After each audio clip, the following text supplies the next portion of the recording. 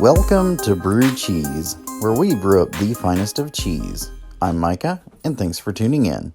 If you're new to our channel, we normally brew up Commander decks on a $50 budget. We're temporarily increasing that to $55 as the ongoing threat of COVID-19 has caused more vendors to temporarily close shop and caused TCG Player to temporarily take down TCG Player Direct.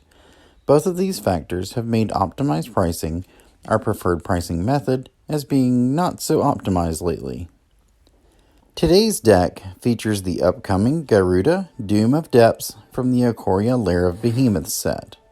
It's a 6/6 demon kraken that costs 4 and 2 of any combination of blue or black.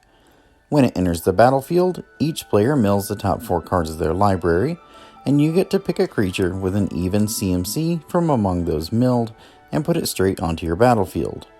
It also has this companion ability that says that all cards in your starting deck must have even casting costs, but we're not playing it as a companion, so we don't have to abide by that. We're also excluding Garuda from the total for now, since pre-order prices are still a little high, and I anticipate you'll be able to pick up this commander for less than $1. Even though we don't have to run all even CMC stuff, we're still running a lot of it, because we want to maximize our chances of hitting something good with Garuda's ability. The last thing we want to do is cast it and get nothing off of it. Now, Garuda's ability is pretty reminiscent of Yennett, except that Garuda cheats out even CMC things while Yennett covers the odd ones. But unlike Yennett, we're not limited to just stuff from our own library. There are a ton of great creatures with even CMCs that see a lot of play in Commander, and we can steal any one of them. There's Craterhoof Behemoth, Deadeye Navigator, something we'd be ecstatic to get, and Blightsteel Colossus, just to name a few. Unfortunately, Garuda's ability only triggers when it enters the battlefield, and we need to trigger this as frequently as possible so that we get maximum value. The best way we can do this is with effects that flicker Garuda, and we're running a good number of budget options to make sure that happens. The next best thing we can do is return Garuda to our hand and recast it, which is going to cost us at least 6 mana a pop, but considering Deadeye Navigator is far from budget, we'll take what we can get. Of course, we can also stack the deck a little bit and make sure that we'll hit an even CMC creature, so we're going to be putting creatures on top of their owners' libraries, both from play and from the graveyard, so that we can make sure we steal something worth stealing. Let's start off with our ramp package. I included as many CMC2 creatures here so that even if we don't get anything all that great with Garuda, we at least have some decent chance of a mana dork. Hedron Crawler, Mannequin, and Plaguemere all tap for colorless, while Leaden and Silvermere tap for black or blue. Sea Scryer can either tap for colorless or help us filter a mana into blue. We have something similar in Prismatic Lens, which gives us either a colorless or any color if we pay 1 into it and tap it. Seer's Lantern either taps for colorless, or we can pay 3 into it and tap it to scry 2. Scry is going to be pretty useful for helping our chances when we do flicker or cast our commander. Pyramid of the Pantheon lets us pay 2 into it to produce any color mana, and once we've activated that 3 times, it produces 3 of any color mana with just a tap. If your playgroup is fond of blowing up artifacts, then feel free to swap this out. But we have a lot of big mana spells, and there may be times that we're forced to hardcast them, so we could really use the mana boost. Then there's Unstable Obelisk, which either taps for colorless or lets us pay 7, tap it and sack it to destroy any permanent. Dimir isn't so great at handling things like enchantments and artifacts, so it's useful to have the option. Normally, I'd cover the draw package here, but in this deck we actually don't really want to draw that many cards, as that ends up with some of our big mana spells stranded in our hand. So what I will cover here are the options we'll be using to make sure that when Garuda hits, we have the best chance of getting something good. Footbottom Feast, Forever Young, and Grave Purge each let us put any number of creatures from our graveyard on top of our library, useful in recovering something that died, or if we ended up having multiple good options with an earlier Garuda trigger and had to leave something behind in the graveyard. Dead Reckoning puts 1 creature on top of our library from our graveyard and deals a large amount of damage to a creature, since most likely we'll be putting something back with a high CMC. Misinformation lets us put up to 3 cards from an opponent's graveyard on top of their library. Sphinx of Foresight scries at the beginning of our upkeep, helping to keep any large CMC creatures out of our hands, while Crystal Ball lets us scry 2 at any time that we want.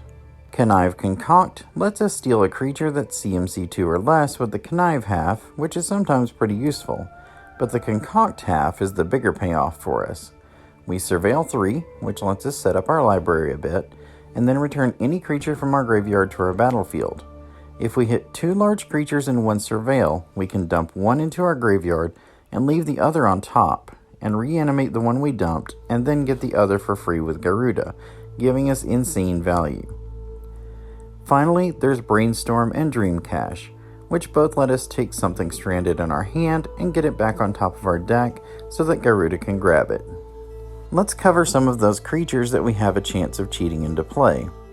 Mindleech Mask continues the theme of stealing, because when it hits a player and it does have trample, we get to look at their hand and play any non-land card without paying for it. Scion of Darkness, also with trample, lets us reanimate something out of our opponent's graveyard when we hit them with it. Really useful since we'll be doing some light milling. Geth, Lord of the Vault, steals artifacts and creatures out of our opponent's graveyards and then mills them for even more to keep the reanimating fires going. Plus, he himself has Intimidate, making him a little harder to block. Of course, he's not the only thing hard to block. Archetype of Imagination gives all of our creatures flying and strips it away from our opponent's stuff, meaning we can only be blocked by creatures with reach. Breaker of Armies grabs the attention of every blocker, letting the rest of our attacking force make it through unhindered. Serpent of Yawning Depths makes it so that our big sea creatures can only be blocked by other big sea creatures. And you know what our commander is? A demon kraken. Stormtide Leviathan makes all lands islands and itself has Island Walk, making it unblockable. It does prevent all non-flying and non-island walking creatures from attacking, which does include a good chunk of our own, but this also means that you have a reliable attacker, while others may not. Vela the Nightclad gives all of our creatures Intimidate and provides a sort of Blood Artist effect, punishing our opponents whenever we lose a creature. Whenever we do connect with a creature, Necropolis Regent is there to give it a boost, putting +1/+1 counters on it equal to the amount of damage it dealt to the player. Baleful Force draws us a card at the beginning of each player's upkeep, which, while we don't want to draw all the time, can help us out if we are in a good position or in need of combo pieces.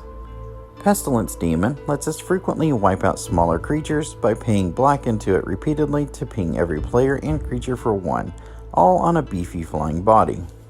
Steel Hellkite is either a pumpable flyer or a great way to destroy mass amounts of cards at once, giving us a way to deal with things like artifacts and enchantments. Tidespout Tyrant is a great tool, bouncing any permanent back to its owner's hand every time we cast a spell, plus it's a big beater in the air. Visara the Dreadful is a threat that must be answered, letting you pick off creature after creature. Finally, Ulamog's Crusher is a big boy, with Annihilator 2, so he's going to be a headache for somebody. So let's talk about how we're going to be activating Garuda over and over. Popper has a few tricks up his sleeve, and we're going to borrow them to do just this on a budget. There's this interesting interaction when you combine Archaeomancer with Displace. So with Garuda and Archaeomancer in play, we cast Displace, choosing to exile both of those creatures and then return them. When Archaeomancer returns, its trigger goes on the stack, as does Garuda's, and Displace goes to the graveyard. We choose to return Displace to our hand with Archaeomancer's ability, and can do the whole thing again and again whenever we have 3 mana to spend.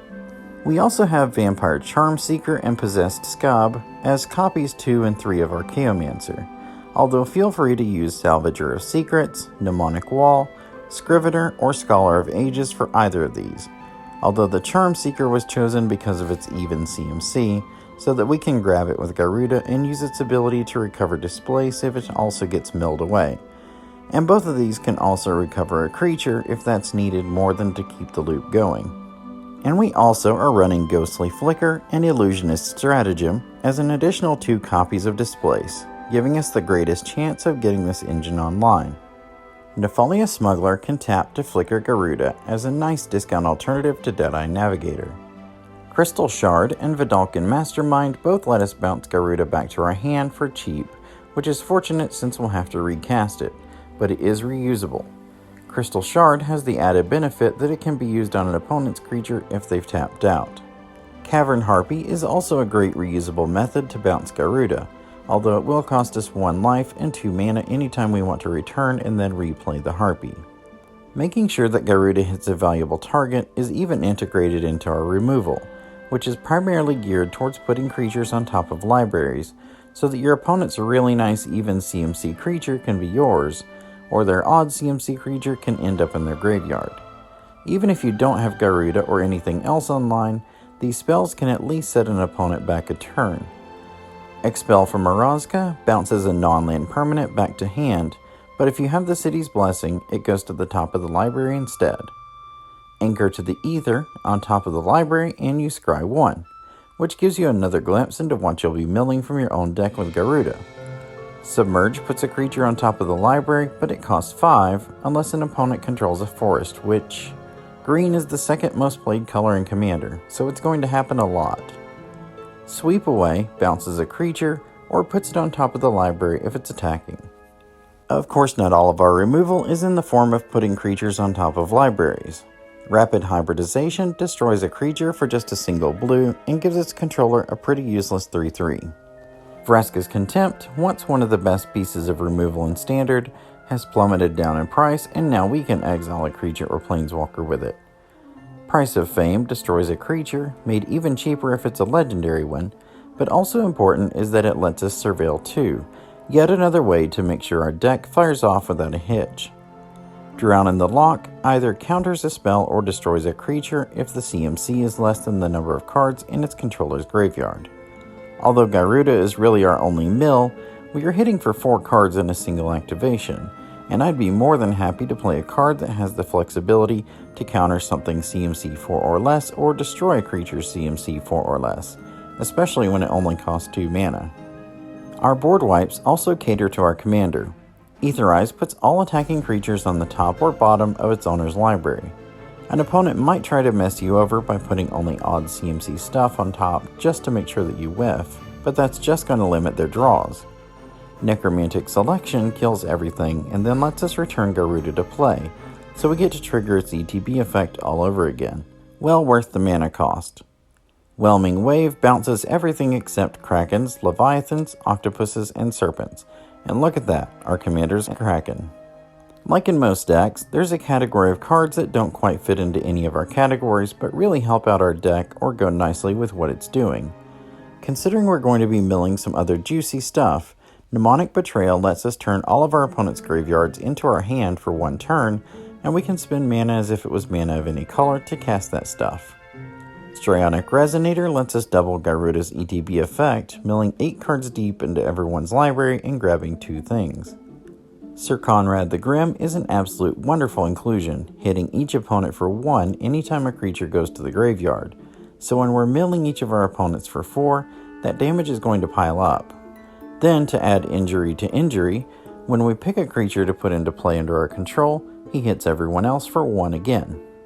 We do have an infinite combo in this deck, and like all of the infinite combos I tend to include, either card on its own is useful without the other. Mortuary puts any of our creatures that die on top of our library. This means that if we lose one of our big beaters, we have a great chance of getting it back. Dimir Houseguard has Fear, meaning it can only be blocked by black and artifact creatures, and it also lets us sacrifice a creature to it to regenerate it. It also has a useful ability in Transmute, letting us pay 2 black and 1 to get any CMC 4 card from our deck and put it in our hand. So here's how the interaction works. You cast or flicker Garuda, and its ETB effect is on the stack. With it on the stack, you sacrifice Garuda to Dimir Houseguard, and Mortuary puts it on top of your library. Everyone mills 4 cards, and you choose Garuda as the creature you want to bring back. Then, with its ETB effect on the stack, you sacrifice it all over again, put it on top, rinse and repeat until everyone else has no library. Then simply pass the turn and let each opponent lose on their draw step. Setting up our deck for success doesn't stop at our mana base either. Temple of Deceit and Zalfar and Void both scry for us when they enter the battlefield. Castle Vantress gives us a reusable source of scry, and Mortuary Mire and Witch's Cottage both put a creature from our graveyard back on top of our library, either getting us something useful back or setting up the next mill. Vivid Creek lets us produce black or some other color in a game twice, but always taps for blue. Dimir Guildgate, Jawar Al Refuge, and Dismal Backwater all tap for either black or blue, with the latter two giving us a life when they enter. River of Tears is an interesting land, tapping for blue unless we've played a land this turn, in which case it produces black instead. It's okay if this produces blue most of the time, as most of our deck is blue. Darkwater Catacombs is like a Dimir Signet in land form, which is handy as the actual Dimir Signet is sitting at almost $2. Command Tower gives us black or blue, while Exotic Orchard gives us whatever mana our opponents have access to. We'll wrap up our mana base with 14 islands and 10 swamps. The total cost for this deck came up to $54.53. These prices are powered by TCG Player, not a sponsor, using optimized pricing. The total does include shipping and allows for cards of any condition. Thank you for watching, and if you like what we're doing here, subscribe or share this video with a friend, or leave a comment telling us what we missed or what you'd like to see in the future. See you again next video.